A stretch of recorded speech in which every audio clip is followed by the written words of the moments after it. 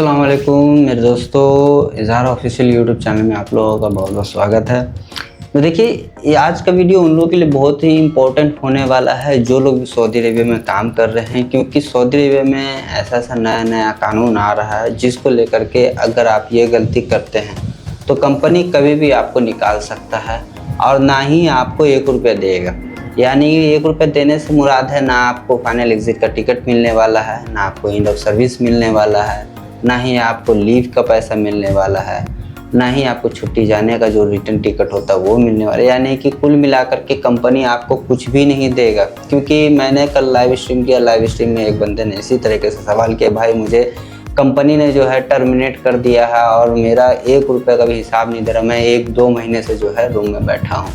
तो अक्सर लोग जो है ये गलती कर जाते हैं जिस वजह से जो है कंपनी उनको निकाल देता है। और यहाँ पे ये भी गलती होता है कि वर्कर को अपना राइट पता नहीं होता है, कंपनी उनको निकाल देता है और वो चुपचाप से निकल भी जाते हैं। तो देखिए, अगर कंपनी आपको निकाल रहा है तो ये चीज़ आपको मालूम होना चाहिए कि कंपनी ने किस बेस पे आपको निकाला है, क्या वो वैलिड रीज़न है। और अगर वो वैलिड रीज़न नहीं है, अगर आपकी तरफ से कोई मिस्टेक नहीं, तो आप उसको चैलेंज कर सकते हैं, कंप्लेन कर सकते हैं। और अगर उसने कोई गलती किया नहीं, आपने कोई गलती किया, तो उसका भी पता होना चाहिए कि आपको कौन सा गलती नहीं करना है जिस वजह से कंपनी आपके ऊपर हावी हो गए और आपका जो है पैसा सारा खा जाए। तो इस वीडियो को फुल वॉच करें और इस वीडियो को शेयर ज़रूर करें उन लोगों तक, ताकि जो लोग भी मेरे भाई सऊदी अरेबिया में काम कर रहे हैं उनसे ये मिस्टेक ना हो। और अगर कंपनी उनके साथ ज़्यादती करता है तो उनको पता होना चाहिए कि उनके साथ कौन कौन सा ज़्यादती हो रहा है और इसके अगेंस्ट वो क्या कर सकते हैं। तो चलिए यहाँ पे वीडियो करते हैं स्टार्ट। वीडियो को स्टार्ट करने से पहले छोटी सी रिक्वेस्ट है, अगर आप मेरे चैनल में पहली बार आए हैं तो चैनल को सब्सक्राइब जरूर कर लेना है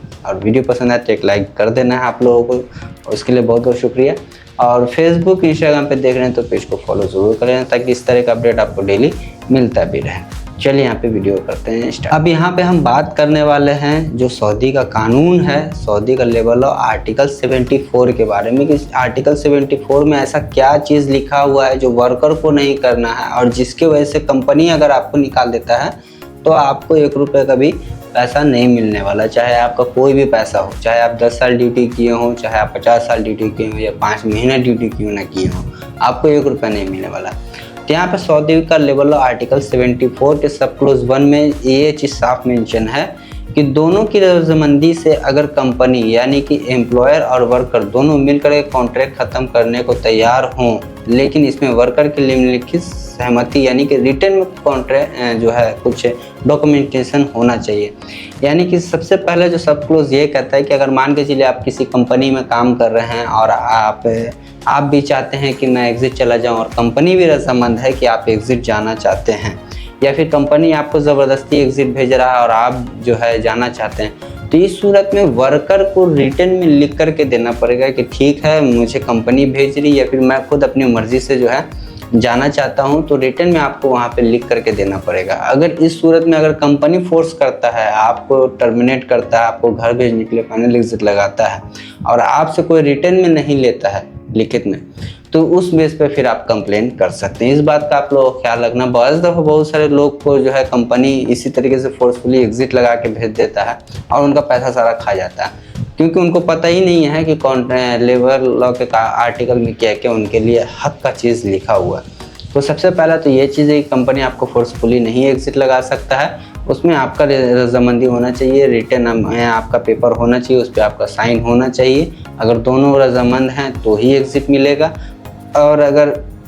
कंपनी एग्ज़िट लगा रहा है तो उसमें भी आपका रजामंदी चाहिए, उसमें भी आपका रिटर्न का पेपर चाहिए। अगर कंपनी एग्ज़िट लगा रहा है, आप नहीं राज़ी हैं, तो उस सूरत में वो एग्ज़िट नहीं लगा सकते या टर्मिनेट नहीं कर सकता है। दूसरा है कि समय पूरा होने पर अगर कॉन्ट्रैक्ट एक तय सीमा जैसे 1 या 2 साल के लिए और वह पूरा हो गया हो तो बशर्ते उसे आगे ना बढ़ाया गया हो। यानी कि आर्टिकल के 74 सब क्लोज 2 में ये कहा जा रहा है कि अगर मान के चलिए आपका कॉन्ट्रैक्ट 2 साल का था, उसके बाद जो है कंपनी के पास नहीं चाहता कंपनी आपके साथ कोई मुआहदा आगे करे, कॉन्ट्रैक्ट आगे करे, तो हो सकता है कि उसमें जो है कंपनी को पूरा हक मिला है कि वो आपका कॉन्ट्रैक्ट को रिन्यू ना करके आपको टर्मिनेट करके आपको फाइनल एग्ज़िट भेज दिया है। लेकिन इस सूरत में अगर कंपनी टर्मिनेट करता है, कॉन्ट्रैक्ट आपका रिन्यूअल नहीं करता है, तो इस सूरत में आपको सारा बेनिफिट मिलेगा, फाइनल एग्जिट का टिकट मिलेगा। इस बात का आपको ख्याल रखना है। दूसरा है आर्टिकल का 74 सब क्लोज 3 में है, ओपन कॉन्ट्रैक्ट में किसी एक की मर्जी से अगर कॉन्ट्रैक्ट इनडिफिनिट बिना किसी तय सीमा वाला है तो कोई एक पार्टी अपनी मर्जी से इसे ख़त्म कर सकता है, लेकिन इसके लिए आर्टिकल 75 के नियम मान्य होंगे। यानी कि ऐसा कॉन्ट्रैक्ट, क्योंकि आप लोग जो कॉन्ट्रैक्ट की वगैरह खोलते हैं तो उसमें कॉन्ट्रैक्ट में आपको दिखता होगा कि एक स्टार्टिंग डेट लिखा होता है। एग्जांपल के तौर पे 1 जनवरी से स्टार्ट हुआ है आपका और दिसंबर 30 तक जो है उसमें इन डेट लिखा होता है। लेकिन कुछ ऐसे वर्कर हैं जिनके कॉन्ट्रैक्ट में स्टार्टिंग डेट तो होता है लेकिन एंडिंग डेट उसमें मेंशन नहीं होता, शो नहीं होता, तो उसको बोलते हैं इनडिफिनिट कॉन्ट्रैक्ट, यानी कि उसका ख़त्म होने का कोई तय सीमा नहीं है। तो अगर ऐसा कोई कॉन्ट्रैक्ट आप लोगों के पास भी पड़ा हुआ है, आप लोग कर चुके हैं, तो उस सूरत में दोनों पार्टी को राइट है कि वो एक दूसरे को कॉन्ट्रैक्ट को टर्मिनेट करके फाइनल एग्जिट का डिमांड कर सकता है। लेकिन अगर कंपनी करता है तो इसमें भी है कि कंपनी अगर आपको फाइनल एग्जिट लगा रहा है तो सेम बात है कि आपका रिटर्न में पेपर चाहिए, यानी कि आपका रजामंदी होना चाहिए। दूसरा है कि अगर आपने कोई मिस्टेक नहीं किया है, आप नहीं जाना चाहते हैं, तो उस सूरत में आप जो है कंप्लेन कर सकते हैं कि अगर आप मेरे साथ कोई मज़ीद कॉन्ट्रैक्ट नहीं करना चाहते हैं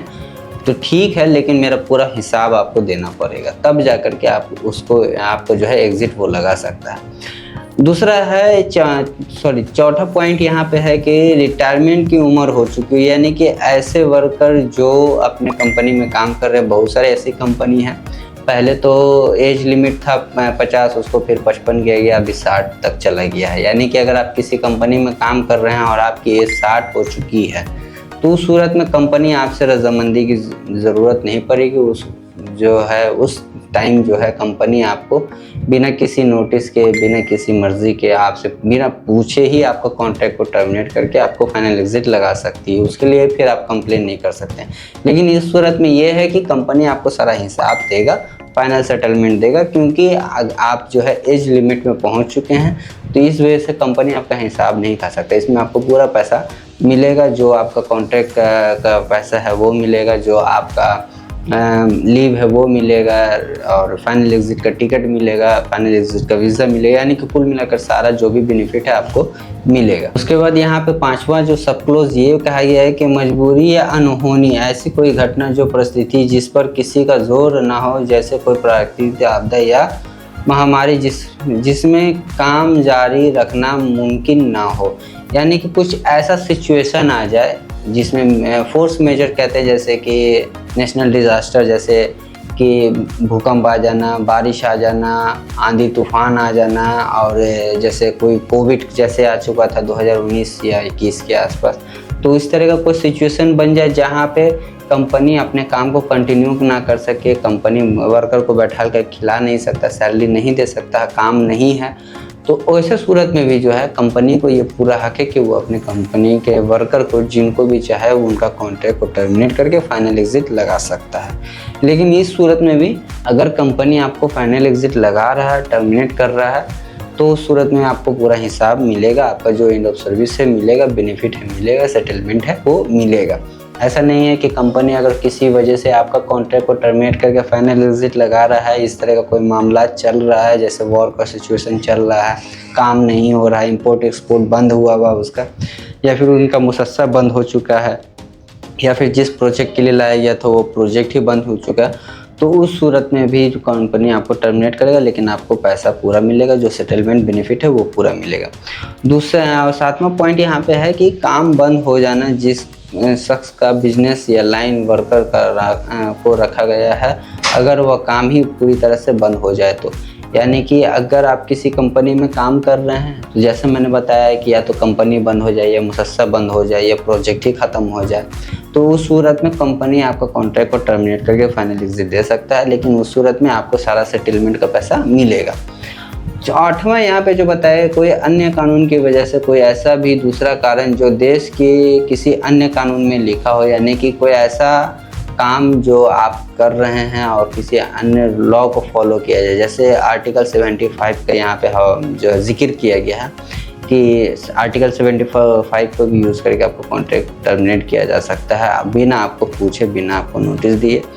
तो अब यहाँ पे सबसे इम्पॉर्टेंट चीज़ है कि आप आर्टिकल 75 को भी समझ लें, क्योंकि इसी में जो है सबसे ज़्यादा जो है ज़रूरी चीज़ लिखा हुआ है। यहाँ पे देखिए आर्टिकल 75 जो है कि बिना सीमा यानी तय सीमा यानी कि इंडेफिनिट कॉन्ट्रैक्ट, जिसको मैंने आपको बताया कि उसकी वजह से भी आपको कॉन्ट्रैक्ट को जो है टर्मिनेट किया जा सकता है। लेकिन उसमें जो रीज़न बताया गया है कि ठोस वजह यानी वैलिड रीज़न, कॉन्ट्रैक्ट ख़त्म करने के पीछे एक जायज़ वजह होनी चाहिए। यानी कि अगर कंपनी आपको कॉन्ट्रैक्ट किया, इवन आप अपना कॉन्ट्रैक्ट टर्मिनेट कर रहे हैं आर्टिकल 75 से, तो एक वैलिड रीज़न होना चाहिए ताकि आप ये कंफर्म कर सकें कि इस वैलिड रीज़न की वजह से जो है मैंने कॉन्ट्रैक्ट को टर्मिनेट किया या कंपनी ने मेरा कॉन्ट्रैक्ट को टर्मिनेट किया। अगर कोई वैलिड रीज़न ही नहीं है और कंपनी अगर आपका कॉन्ट्रैक्ट टर्मिनेट करता है तो उस सूरत में आप उसको चैलेंज कर सकते हैं, कंप्लेन कर सकते हैं, आप को जो है पूरा सेटलमेंट का पैसा ले सकते हैं। अगर आप करते हैं तो भी उस सूरत में आपको सारा सेटलमेंट का पैसा मिलेगा, लेकिन आपका वैलिड रीज़न होना चाहिए। दूसरा यहाँ पे है आर्टिकल 75 में कि नोटिस जो है रिटन में होना चाहिए, यानी कि निम्नलिखित नोटिस यानी रिटन नोटिस दूसरे पार्टी को लिखित में नोटिस देना ज़रूरी है। यानी कि अगर कंपनी आपको एग्जिट लगा रहा है या फिर कॉन्ट्रैक्ट को टर्मिनेट कर रहा है तो इस सूरत में अगर वो आर्टिकल 75 यूज़ कर रहा है तो उसके ऊपर जो है ये पूरी तरीके से जो है वैलिड हो जाता है कि वो आपको रिटन में आपको पहले नोटिस दे कि हाँ हम अब आपको कंपनी में इस कंपनी में काम नहीं दे सकते हैं या कंपनी में हम आपको काम नहीं करवा सकते हैं, हम आपको एग्जिट भेजेंगे। तो उस सूरत में वो आपको रिटन में पेपर देगा। या फिर अगर कोई कम वर्कर है आर्टिकल 75 का यूज़ कर रहा है तो वो एटलीस्ट जो है रिटन में लिख करके देगा कि मैं इस कंपनी में अब काम नहीं करूँगा, और उसमें रीज़न मेंशन होना चाहिए, वैलिड रीज़न होना चाहिए। उसके बाद वो नोट जो है 75 को यूज़ कर सकता है। उसके बाद यहाँ पे बताया है कि नोटिस पीरियड हो गया, नोटिस पीरियड का भी मैंने बता दिया। अगर कोई वर्कर महीने के हिसाब से सैलरी मिलता है तो उसे नोटिस कम से कम 60 दिन पहले देना चाहिए। यानी कि अगर आप किसी कंपनी में काम कर रहे हैं या कंपनी आपको टर्मिनेट करे या वर्कर कम जो है टर्मिनेट कर रहा है आर्टिकल 75 को यूज़ करके या 74 को यूज़ करके, तो उस सूरत में जो है कंपनी हो चाहे वर्कर हो, दोनों के ऊपर ये लाजिम हो जाता है कि वो 60 दिन पहले अपने कंपनी को नोटिस देगा, या कंपनी अगर आपको टर्मिनेट करा तो वर्कर को 60 दिन पहले नोटिस देगा। और यहाँ पे जो दूसरा कानून बताया गया कि अगर मान के चलिए आप किसी कंपनी में नहीं हैं और आपका सैलरी मंथली नहीं है या आपका सैलरी डेली बेस पे है या फिर घंटे के हिसाब से है या फिर हफ्ते के हिसाब से है या फिर 15 दिन 10 दिन के हिसाब से, यानी कि मंथली सैलरी नहीं है, आपको पार्ट बाय पार्ट सैलरी मिलता, तो उस सूरत में अगर कोई कंपनी आपको निकाल रहा है या आप कंपनी से निकाल रहे हैं या एग्जिट जाना चाह रहे हैं या टर्मिनेट करना चाह रहे हैं, तो उस सूरत में आपको 30 दिन पहले एटलीस्ट अपने कफील कंपनी को नोटिस देना पड़ेगा। या कफील कंपनी अगर आपको निकाल रहा है तो 30 दिन पहले वो आपको नोटिस देगा, तब जाके आपका कॉन्ट्रैक्ट टर्मिनेट होगा। लेकिन इन सारों सूरतों में कोई भी एक दूसरे को टर्मिनेट करता है तो उस सूरत में अगर वैलिड रीज़न रहता है तो ही ठीक है, अगर वैलिड रीज़न नहीं तो आप चैलेंज कर सकते हैं। दूसरी चीज़ है कि आपको सेटलमेंट का पैसा पूरा मिलेगा, आपको ग्रेजुएटी का पैसा पूरा मिलेगा, फाइनल एग्जिट का टिकट भी मिलेगा, सारी चीज़ें मिलेंगी। तो